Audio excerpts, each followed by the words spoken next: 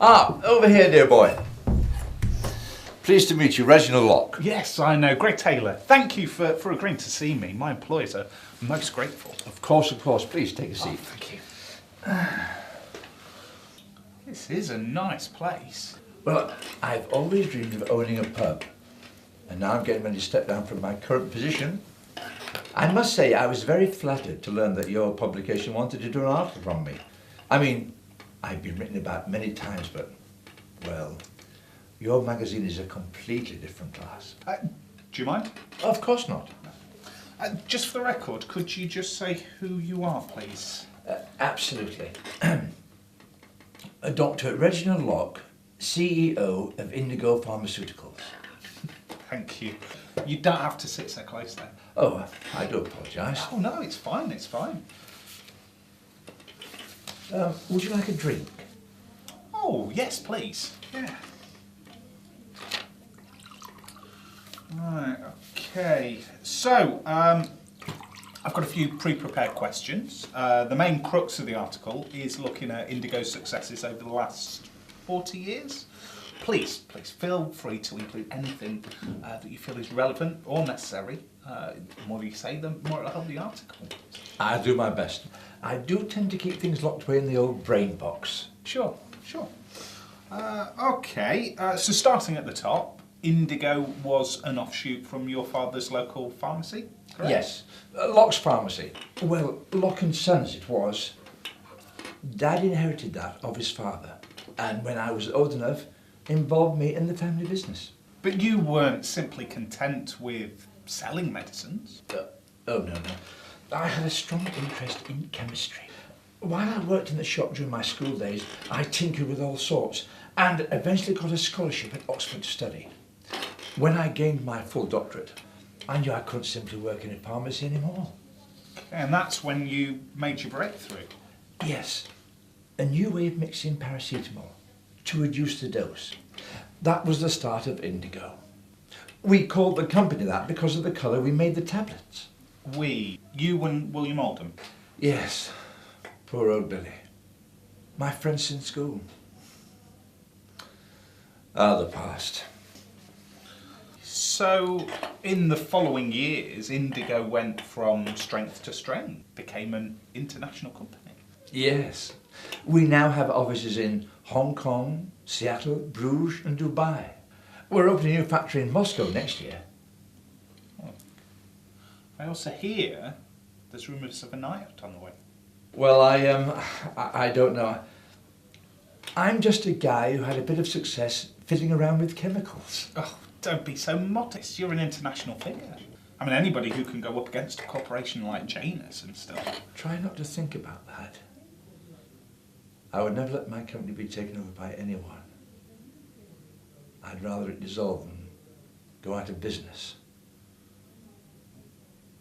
A footnote in history, rather than a shadow of its former self.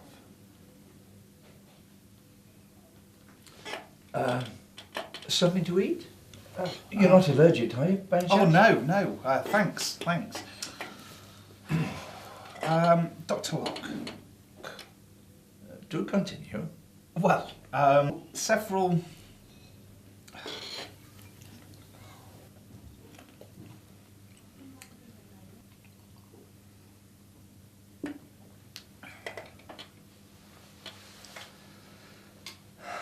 Yes? 3 years ago, after the takeover attempt, Indigo were under investigation for malpractice. There were rumours that you were developing more than just medicines. That the vaccines being tested in parts of Africa and Asia were not for any known diseases. Those allegations Were dropped. Yes, I know. But we've been doing some digging. Have you now?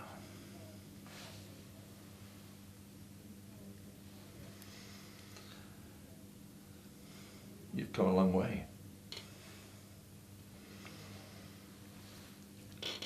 It would be a shame for you to go away empty-handed. And I thought this would be a straightforward interview. You want the truth. Everybody wants the truth. Is that still on? Then you shall have the truth.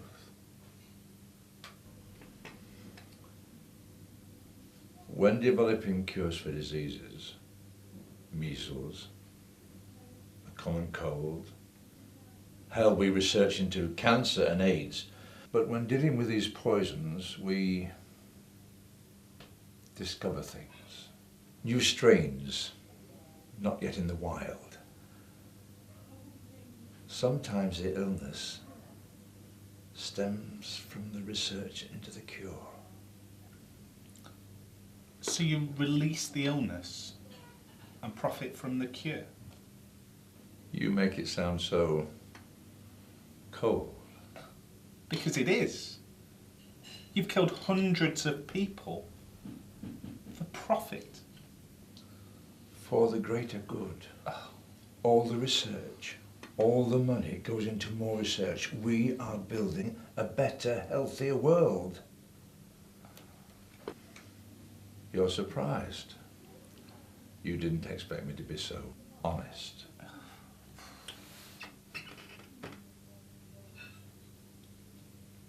What now?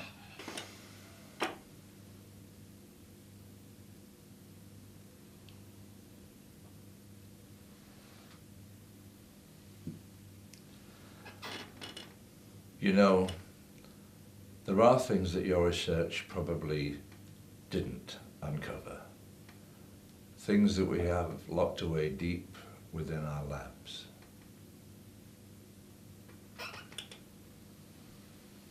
Take, for instance, a non-contagious disease, fast-acting. It can kill a man in minutes. That sounds more like a poison. Oh no. The poison would show as such.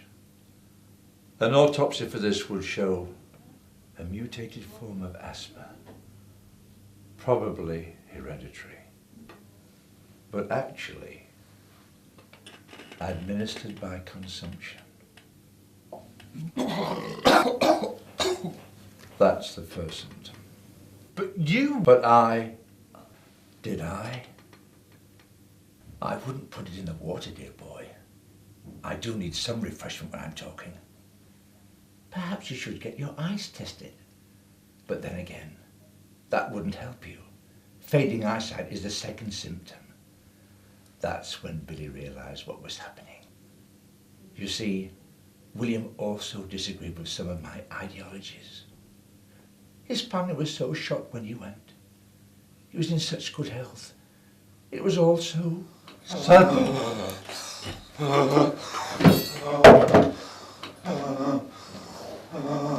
That's your lungs collapsing.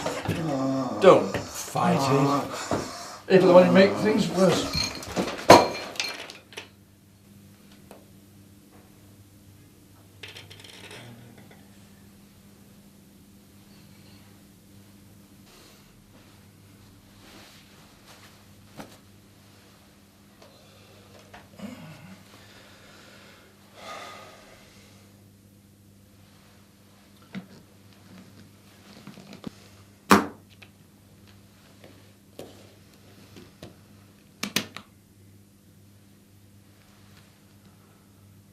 Oh, hello, Tracy.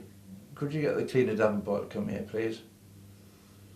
I've got some mess that wants clearing up. And also send my commiserations and condolences to the reporter's family. Such a tragedy. Yes. That's all, thank you.